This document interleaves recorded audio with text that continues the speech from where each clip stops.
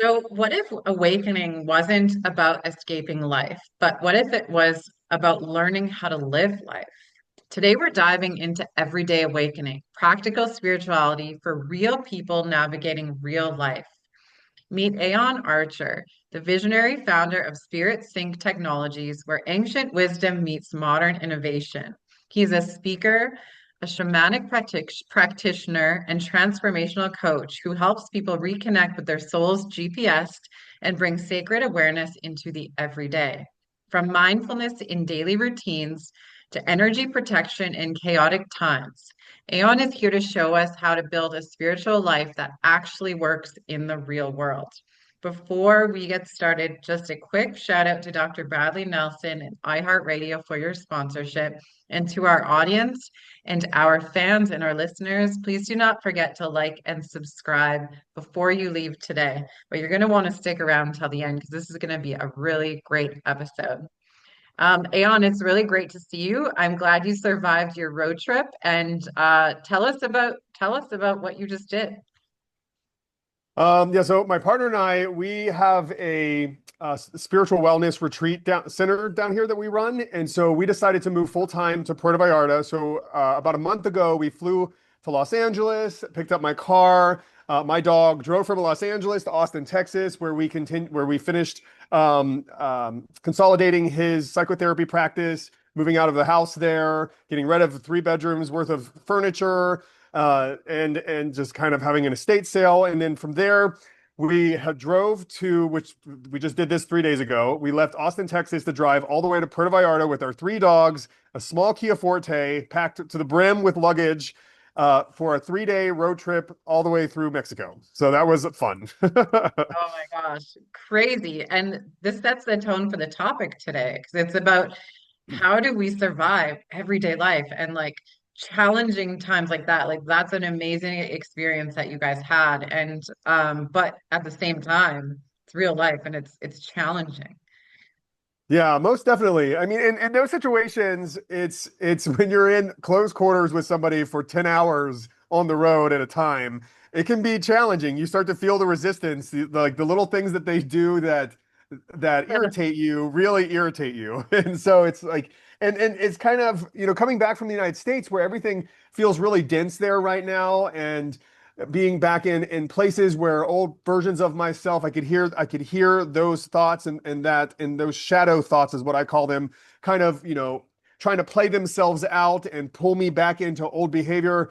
But it was interesting because they're shadows now instead of like solid decisions that I make anymore. And so it was weird because for parts of the drive I would just kind of be blah, just in this state of blah, in this state of autopilot, in this state of like not feeling inspired. And I think most people like to feel inspired, but it was like 9 hours of not feeling inspired. And so in that space is like, I started thinking like, is there something wrong with me? What's going on? And I had to stop and just kind of come back into my body consistently multiple times just to be present and to ground myself and not be in this place of disassociation, but in this place of compassionate peace and serenity within myself. And so it was really nice because it's what I'm going to talk about today, of how do we do that when we're in these in between spaces where there's a lot of resistance, where it's hard to see the light at the end of the tunnel. How do we stay aware and present in our lives in order to move to those places? Because at the end of the day, if we're not present in our lives, we don't know where we're at. If we don't know where we're at, then we have no way of getting to where we're trying to go. Yeah, I can relate to that so much. It's like being in the void. It's like not seeing the end, being not being at the beginning, but being in the middle where there's like it just feels like you said, you're uninspired, you feel numb, you're like disconnected, and then you suddenly go to shit, what's wrong, right? Like that's a Yep. it's not a fun place to be. And it's like, and then in those moments, it's funny because before we had planes and locomotives and steam engines, we had to use wind to sail from Europe to the United States. And like during that journey, there would come a point where there would be no wind at all. and they would just be stuck there in this in-between space, like wondering for days on end, wondering when's the wind going to come to push us forward. And that's what it felt like. It felt like I was in that place to where there's like no wind, no end in sight, and it's like just this weird liminal in between space. And so when we're in that space, what do we do? How do we move ourselves forward? How do we propel ourselves and continue to move in the trajectory that we're creating for ourselves? And I think that's what I really want to dial in on in today. Yeah. So you say awakening isn't about escaping life, it's about living it. What does that actually mean in real life? So for me, awakening, my definition of awake is being consciously aware. It's not like this woo-woo word of like you're going to escape your body, you're going to escape your life. It's living your life through your body, through your relationships, through your career, through your job, and being present for those things. Because what I've discovered is when you're present for your relationships change. When I was growing up as a child, all I really wanted was my parents to be present with me, and it would have made all of the difference in the world. And that's what kids want. They want their parents to be present with them, and not to be like an afterthought. My employer wanted me to be present for my job and not just showing up for a paycheck and then leaving.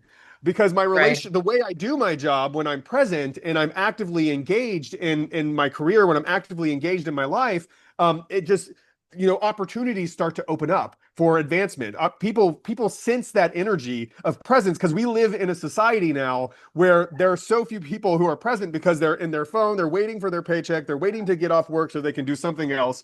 And it's understandable because people aren't really living to follow their passion. And so when we're present, though, we start to identify what those passions are. Because if we don't become present and awake in our lives, we'll never actually know what those things are in order to start to move ourselves towards them. Yeah. So how do we do that? So one of the things first, it's breath. For so many years I tried to escape my body. Growing up, I had this thing where I didn't want to be me. Yeah. I didn't like my life. I didn't like my body. I would have done anything else to be anyone other than me. And I did everything in my power for years and years to escape my life. And it's this sense of disassociation, and I was waiting for somebody to come save me and wait for my life to get better. I was hoping that Me I'd win the too. lottery. I was hoping I would win the lottery. I would meet the perfect partner who would just fix all my problems, and I didn't want to do the work. But what I discovered is when I start to have a healthier relationship with my body, because all of my experience is filtered through my body. Like there's the sensation of touch, the sensation of taste, of smell, of sight. All of these sensations, these electrical signals, are what create my reality. So if I'm not in my body to begin with, then I have no way to have an effect on the reality that's projecting itself into my mind. And so, and the first step to get into my body, what I have discovered is just acknowledging it. Like, oh, this is my hand, and then I touch my hand. Oh, this is my knee, and I touch my knee. And I go through this body scan process where this is my foot, I'll touch my foot, then I'll go to my ankles, then I'll go to my calves.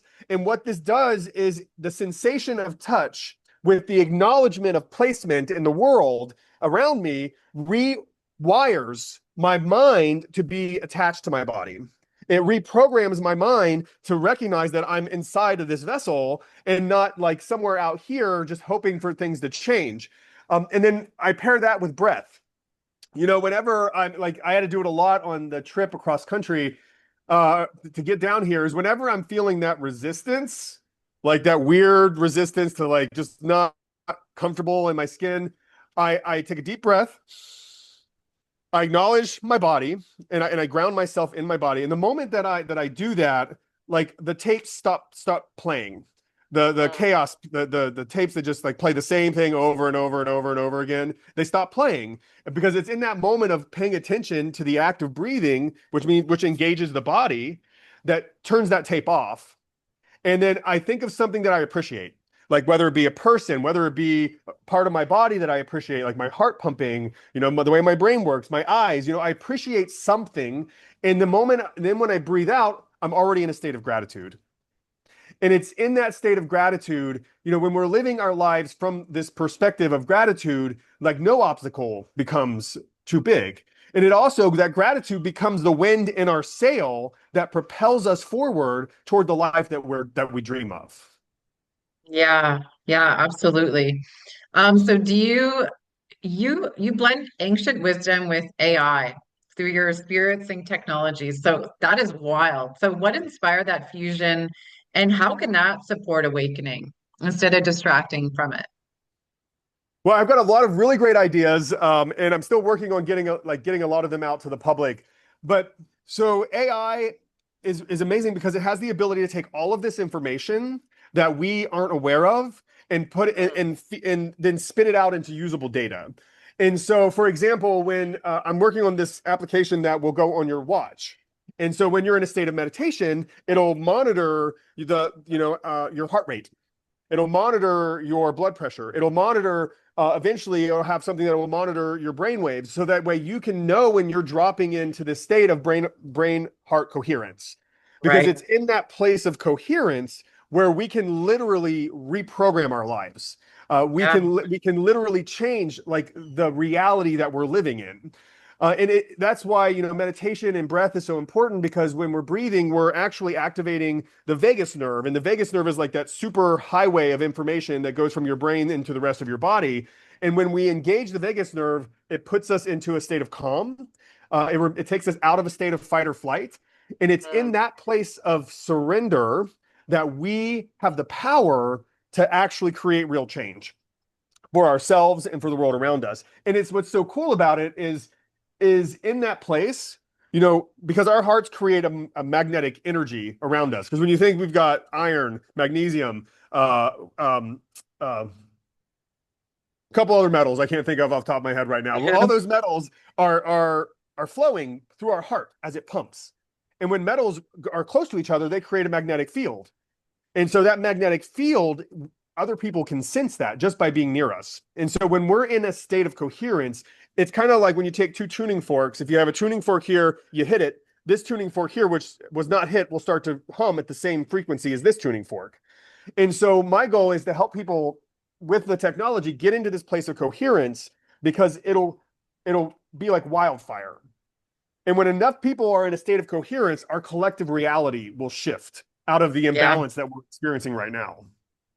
I was gonna say, I would argue that when you're in a state of coherence, that it can be felt from all over the world. Yeah, I agree 100%.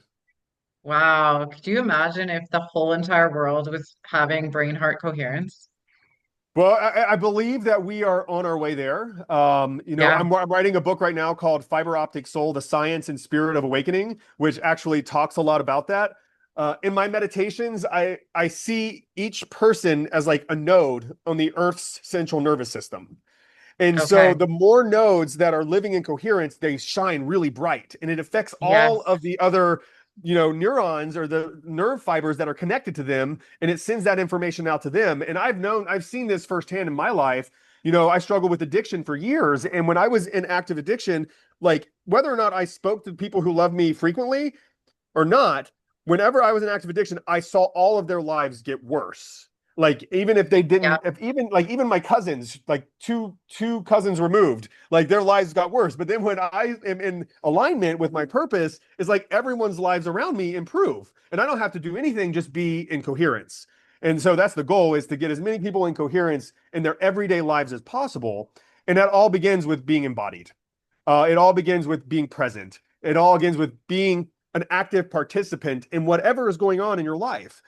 Because even if you're at a job that you don't like, even if you're in line at the grocery store and like you really cannot stand the person in front of you or the store clerk's being rude, like all of those are opportunities to drop into a deeper state of awareness, a deeper state of being. All of those, like just like everybody, like I said, everybody wants to feel joy. They want to feel happy. They want to feel all the good feelings. But what they don't recognize is by denying themselves the other side of that coin, it actually makes their ability and capacity to feel those feelings shallow. And so when we Mm, allow ourselves to feel the depth of all of our experiences, joy, the capacity to experience joy and share joy deepens. The capacity to experience love and share love deepen. And so like I see resistance as a blessing. I see it as a gift It's that sacred fire that actually forces me to be awake on a daily basis. It forces me to acknowledge my boundaries, and to start to reframe the container that I've created for myself to be the shape of the container that I dream of. Right. So when life gets really, really messy, like those emails pile up, the errands you have to run, stress, what does everyday awakening look like in real time? Grace. What did you say? Recognize grace. It looks like Okay. grace. It does, life does get messy. I just experienced that. Like, it was so stressful trying to get out of this house over the past month. And I was really I at my still can't believe you capacity. got there an hour ago and you're on this podcast right now. I know, right? You But deserve I an felt award like for that. it was so cool because as soon as I got here and like I tuned into it, I just kind of dropped into awareness, into a state of being awake and showing up for it regardless. There was a part of me inside that was like, oh, I really, oh, I'd rather not. I'd rather just go crawl in bed. But I feel I don't blame energized you. to be here and to be participating in this because this is me creating a new container for myself, allowing myself to expand. And everybody has Yes. the capacity to do this, and that's through the difficult decisions. That's through, really, my partner is a busybody and he likes to do a lot of things all the time. And I'm not, I like to kind of go at a much slower pace. And sometimes I have to like remind him that, give yourself some grace, give yourself some space and allow a little bit of wriggle room. And also recognize that we get to set our own boundaries. Like, yeah, there are a lot of emails. Yeah, there's a lot of pressure, but we can create as much space between our obligations that we want. And that sounds challenging because at the end of the day, it's like, well, I got to pay my bills. I got to make enough money to like survive, especially in the United States right now, which is really challenging for a lot of people. But what people don't recognize is in that space, you find the things that bring you joy. When you're buried by responsibilities, there's no room to like discover yourself. When you're Hmm. buried by responsibility, there's no wiggle room to start to move towards those things that bring you joy. And when you do the thing that brings you joy, it brings abundance with it because you show up present, you show up aware, you show up awake. And what I've discovered is whenever I do a job and I show up present fully in a complete state of being, I excel at it. And when I excel at it, people want me around. They want me to be my boss. They want me to be that boss's boss. Is by showing up, being present, aware, and fully engaged that the abundance starts to flow towards us. But we have to give ourselves the grace and the space to discover what those things are. And that takes a little bit of practice. Yeah. So, what is one simple ritual that anyone listening could use to bring more peace or presence into their daily routine? So, I mean, when you first wake up in the morning, don't pick up your phone.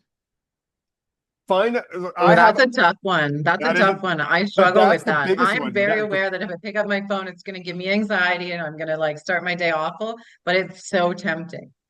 But see, to live a life of awakening, you have to treat yourself as sacred. Yeah. And the very first thing you should do when you wake up in the morning is grab a glass of water, find a place in your house where you sit down every single morning before looking at your phone and breathe for 5 minutes. That's all it takes. Just focusing on your breath and being gentle with yourself. Because a lot of people think like you have to not think when you're meditating or you have to not think when you're in that quiet space. But it's really easy to do when you first wake up in the morning because your mind hasn't got onto the the rat wheel yet. And so like you're already in this liminal space between sleep and awake. So the mind's already pretty quiet. And so when it's amazing what happens when you ground yourself like in that first 5 minutes of the day. Every single thing in that day seems easier. Mm. It seems to like slide, but it literally is like the thing that lubricates your life, that makes your decisions and the things that are challenging more easy to take to handle, more easy to tackle. And when I don't do that for myself, everything seems overwhelming, and life can be pretty overwhelming as it is. But like if I don't give myself like that 5 minutes to like be in this space of grace, to like let all my systems boot up and come online, then the rest of my day is just so overwhelming that I feel like I'm constantly trying to catch up. But if I Right. check in with myself first thing in the morning for that 5 minutes, grab a glass of water, sit there, pay attention to my breath, be gentle with myself if I can't not think, because we can't not think. Thinking happens. It's always happening in the background. The goal is to not attach to what you're thinking about, is to let it slide through you.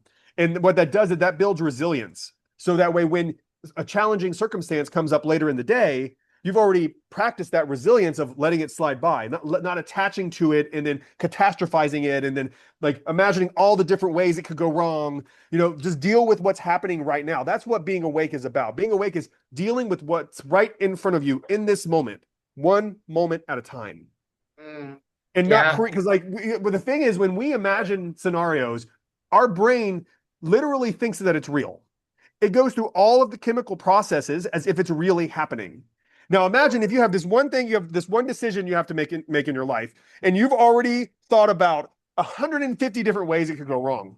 I mean, your brain has literally experienced 150 traumas from one decision. crazy. Yeah,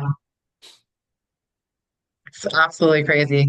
Um, so we're living in such energetic, noisy times right now. How do you personally protect your energy without closing your heart?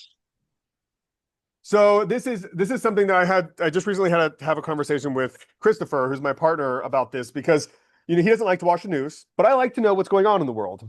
And Mm, so I've had to learn, there's a thing called spiritual bypassing. It's where you decide to ignore the realities of the suffering that go on around you and only be in this heightened state of, oh, I'm happy all the time. I'm so spiritual. Nothing bad ever happens. oh my You God, know, I don't like watching the news either. So I'm excited to hear your perspective because I sometimes feel like I don't because it's almost like I don't want to know not out of ignorance, but more out of like what it's going to do to me and how it's going to right. affect my body by knowing and feeling that energy and then not knowing how to fix it.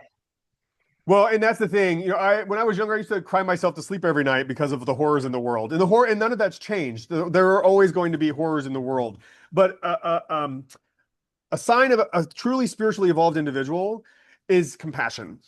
It's being Right. able to be present for all of the suffering, but yes, also all of the joy, because they go hand in hand. Everything exists within the creator or within the creation or within divine infinite intelligence. And so there is no one thing less or more divine than anything else. And it's difficult for us to conceptualize that because we're human beings and there's right and wrong. But everything exists within the infinite intelligence experiencing itself in all its many different facets. And so when we truly integrate that into who we are and into our understanding of the world, we're able to see anything from this place of absolute compassion. And that's what the world needs more of. It needs people who are present, showing up, awake, and seeing what's going on with absolute compassion. That's what I call living in the 5D. Living in the 5D isn't like disappearing into some other reality. Living in the 5D is being able to hold space for everything without Mm, letting it shrink you. And that takes right. practice. That takes practice too. And the first place to practice that is 5 minutes of breathing, first thing before you pick up your phone, because then you've already created that space for yourself. The breath, that's what the breath does. It expands. It allows you to have space and have the capacity to hold the most difficult situations that are going on in the world right now. And then in that space, solutions come. Mm, Like the little tiny voice inside of you will say, "Oh, this is how I can make a difference," even if it's just something really small. Because like every small difference that we make eventually avalanches. Because when I look at, for example, the war in Gaza, mm, that whole situation started because of two of Noah's sons who were kings that didn't get along, and right. it has literally avalanched into this enormous conflict how many thousands of years later. So everything Crazy. you do through a place of awareness and from that awakened state has a trickle effect out in ad infinitum into the future. We have no idea like how powerful we are in the smallest decisions that we make on a daily basis. Yeah. So my next question was about compassion because you talk about compassion as a healing force. What's one moment where compassion transformed a relationship or situation for you? Well, I exercise compassion a lot on a daily basis. Actually, the first place it made a difference in my life was having compassion for myself. because Mm, I would never have been able to change from being someone who was stuck in the cycle of addiction into someone who's able to sit here and have this conversation with you today if I did not exercise compassion for myself. right. If I did not give myself grace and I did not forgive myself, and did not, compassion is the act of forgiveness that leads to a deeper state of love, loving ourselves, loving the world as it is without the desire to change it. It's when we try to change the big things that we have no control over that we start to feel powerless, and we get trapped in this cycle of wanting to escape. And the moment we want to Mm, escape, then we're no longer embodied. And so, like, that's that reverse effect of that. But when you live from this place of compassion, starting with yourself, it trickles out into everything that you're attached to and everything you perceive and experience. And so the act of compassion really starts with me, with the forgiveness and the love of myself. And then everything else kind of just unfolds from there. yeah. So even when you're in that void, were you giving yourself compassion to feel like shit, essentially? Yeah, totally. Yeah, that's what I said. Christopher was like trying to figure out what was wrong with me, and I'm like, I just feel blah, and I'm okay with it. Like, I mean, I feel blah, and there's really, I mean, we're sitting in a car for the next 10 and a half hours. There's not a lot I can do about fixing my blah right now, so I'm just gonna be in blah and be okay with it. And then, Right. here we are on the other side of that drive, and I feel amazing, and I'm so happy to be home. I'm looking at the ocean right here in Puerto Vallarta, and Yeah, and your I energy feel is like super high. I love it. yeah, and I definitely wasn't this an hour ago, that's for sure. That's No, I was funny. over it. I was totally over that drive. I was so ready to be home. That's funny. I can relate to that. I felt like that yesterday.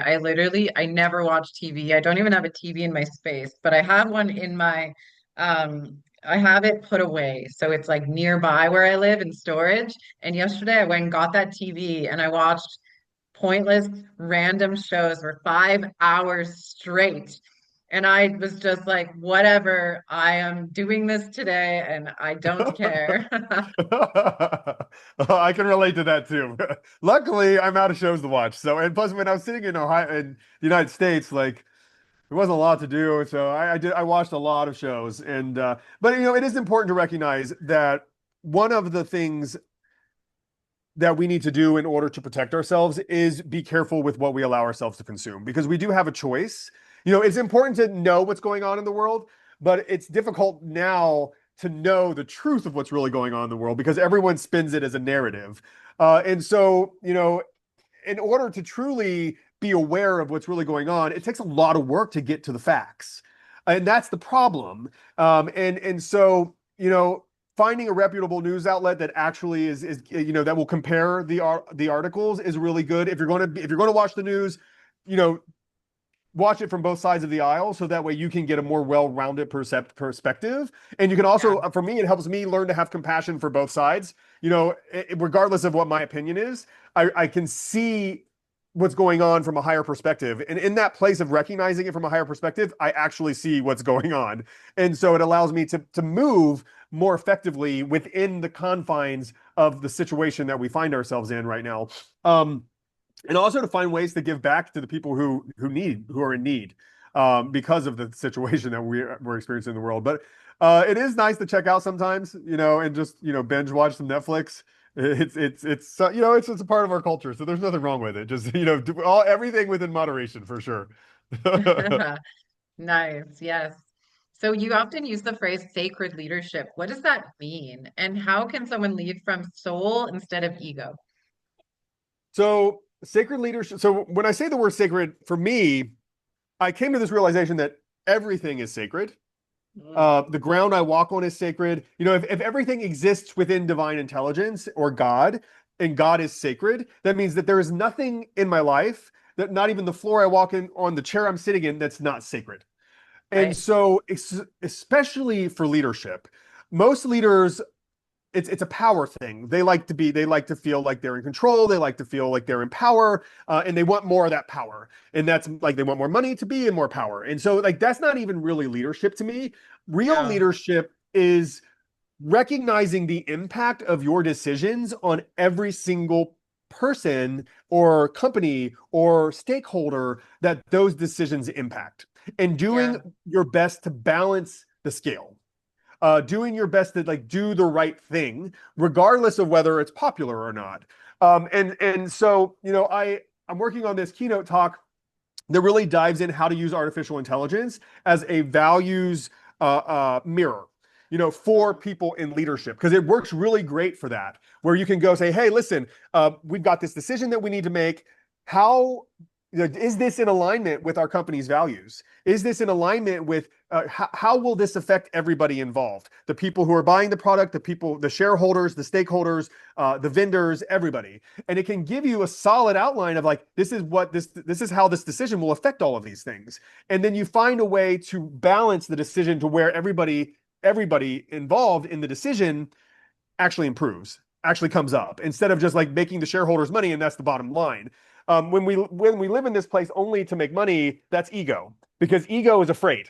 And oftentimes people with a lot of money are afraid of losing their lot of money. People with a lot of power are afraid of losing their power. And so they continue to operate from that place of fear. And when you operate from a place of sacred leadership, you realize that you're just a vessel. You live from this place of embodiment, from this place of being awake, from this place of recognition that you have been blessed with the opportunity to improve people's lives. And that's the end game of sacred leadership. Yeah, like look at some of the sacred leaders in the world. People pay money just to be in their space. Right. They don't have to say a word because you can feel their energy. If you look them in the eye, it's like you transform. They're like living portals and they don't even speak. Right. But then you Because see like you see an ego-led leader and you're in their space and it feels almost like you need to go have a shower and Javex after. Like seriously. Totally, 100%. But that's it. Those sacred leaders, they're fully embodied. Every cell in their body is humming with sacred energy. Every cell in their body is in absolute coherence with itself.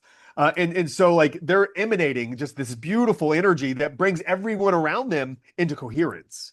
And that's the Yeah. goal, is to be in this. That's what being awake is being in a state of coherence with the world, with yourself, with your thoughts, with your beliefs. And really, that all begins with knowing yourself. And knowing yourself starts with knowing your body. Yeah, and I agree with you. I think that lights or lampposts, as I like to call them, are strategically placed around the world. Like I believe there's a reason I'm in this city right now where I am because I'm emitting a certain frequency that's helping this area. And without me being here, it would be a little more chaotic, right? We Um, so I call them human consciousness grid workers, because there are, for without a doubt, I believe also there are souls who've incarnated here to help bring the new Earth consciousness grid online. yes, And in my ceremonies, because we do earth medicine ceremonies, we do sacred ceremonies, like in the ceremonies, I've literally seen it. Like, I mean, it's hard to explain, but you know this to be true. And when you know something to be true, so like every part of, I'll get cold chills just talking about it. Every part of me yes. knows this to be true. So I completely agree with you. I like that. I've never heard it called light post, but 100%. Yeah, and then imagine the world as complete darkness, because that's essentially what the world is, except for these lampposts all strategically placed around the world that's lighting up other people. And I believe that eventually we're going to get to a place where in the new earth, like you talk about, where it's the earth is going to be like lit up. Yeah, no, I agree 100%. I mean, and what's cool, I actually talk about this in my book, Fiber Optic Soul Science and Spirit of Awakening. I'm on chapter 7. I got 42,000 words. I've got another 40,000 words to go, but I'm almost there, halfway through it. But I Nice. talk about how, each one of our cells, like we are light beings, and they've done measurements scientifically that each one of our cells actually emits biophotons, light. And so the more in coherence we are, the brighter we become. And so like that is what you're saying is not only metaphysical, but it's scientific. These things are true and real and measurable. Yeah. Wow. So I guess how can people, for the people out there that are feeling perhaps a little bit lost or disconnected, how can they start aligning with their purpose again?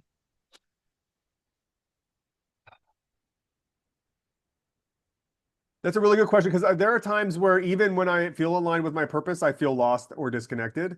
And it's because like I don't always know what the next step is. And how I'm able, I surrender the results, honestly. I stop working to get somewhere, and I start being to serve. It's all being a life of, for me, it's being a person of service. It's like, how can I make the people's lives around me better? And when I follow that breadcrumb of how can I improve the people's lives around me, how can I build stronger community, how can I have healthier relationships, like the answers naturally show themselves through synchronicity, through opportunity, through new relationships.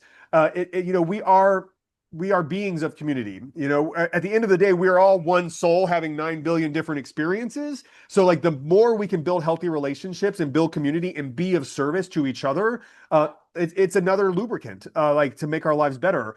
And so whenever I feel lost, I stop making it about me and I start making it about others. That's brilliant. I like that. I like that for sure. So, what does the spiritually awakened world look like to you? Well, it's happening. But I see it. I see it coming online. It's weird because it's because just us having this conversation is a more spiritually awakened world. Just having this dialogue and the fact that people will hear this and listen to it. That means that this information is now out there in the ethos. Every time we have a conversation like this, we're upgrading the human consciousness, like collective. And so an awakened world, and the thing is, growth is uncomfortable. Expansion, just like when we're a child and when our legs are getting longer, it hurts our calves. Growth is uncomfortable. And there will be a lot of things and a lot of old systems and a lot of old organizations that won't survive this expansion because we are outgrowing them. And so it can look like chaos. But at the same time, this chaos, that's why, I say when we watch the news, not to get lost in the chaos and not to get swept up in the emotion, because this is part of the birthing process of the new world. And so as these old institutions collapse, new, more aligned, more coherent institutions will rise up as long as we continue to have conversations like these and as long as people continue to engage in this type of dialogue. Yeah, for sure. Do you feel like there's a healing crisis going on right now?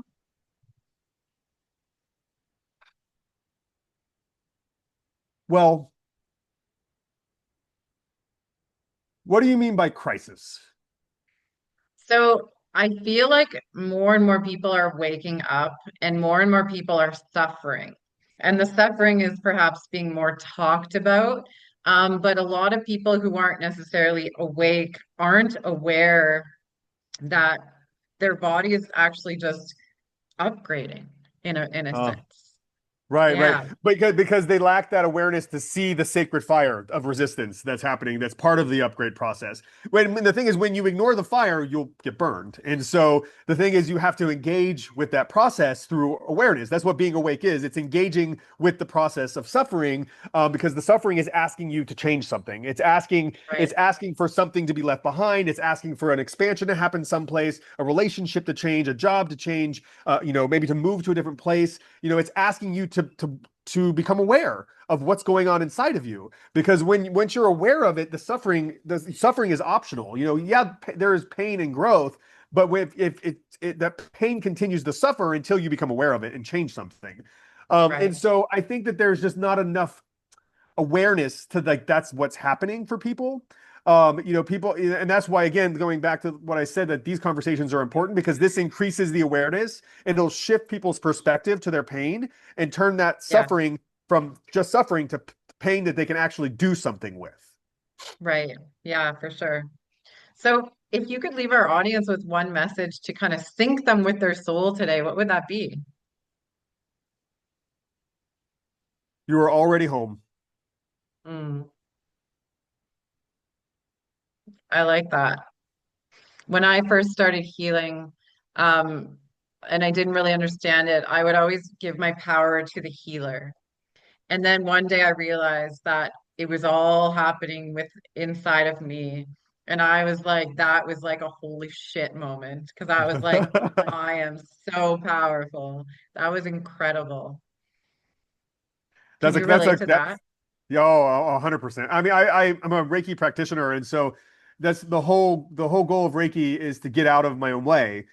Because I don't have any power, I'm just the conduit. And so, I've had some really amazing Reiki experiences where My favorite part about giving Reiki to somebody is being able to share with them what I'm experiencing at the end of the session, because I see things, I see visions, and then we'll sit down and we'll have a conversation about it, and it's wild, like how it correlates to what they were experiencing and to what they already know about themselves.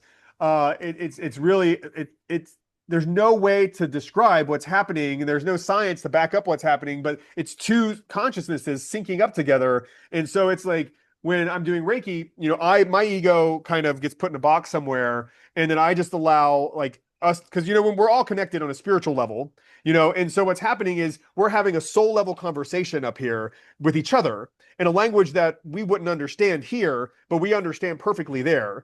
And that soul level conversation creates images in our mind, and images that oftentimes are hard to describe. But usually, once we come out of the session, we start to try and use metaphor to explain what was happening, because metaphor is the closest thing we can get to speaking that language.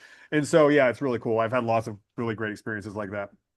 Yeah, amazing. Where can people find out more information about you and what you do and all of the fun things? Well, I mean, I would love to invite folks to be a part of our spiritual community every Sunday. It's called Merkaba Church. It's not really, we struggle with the word church because there's a lot of resistance to that word, because it's not really the kind of church you would think of. It's more of a spiritual community. We call it Merkaba Temple now, where we do mantra, meditation. We have a talk every week. Like last week's talk was on sacred sexuality, which is a really Mm. interesting topic. And so I would love to invite people to come be a part of that community. It's every Sunday at 1 p.m. Eastern, 12, 1 p.m. Eastern, 9 a.m. Pacific Standard Time, and everything in between. And you Okay. can find that at the link for the service is www.merkabachurch.com. Okay. And we'll make sure to have that linked in the show notes for everybody as well. So thank you so much for being here and for bringing the energy. Like I said, I would never have believed you if you would have told me now that you just drove 3 days and just did this interview, because you're just like bursting with this beautiful energy. I love it. Thank you. Yes. And to our audience, thank you guys for tuning in. Do not forget to like and subscribe, and check out all of Aeon's amazing things. We're going to link everything in the show notes, and have some compassion for yourself, especially if you're in the void. Until next time, take care, everybody.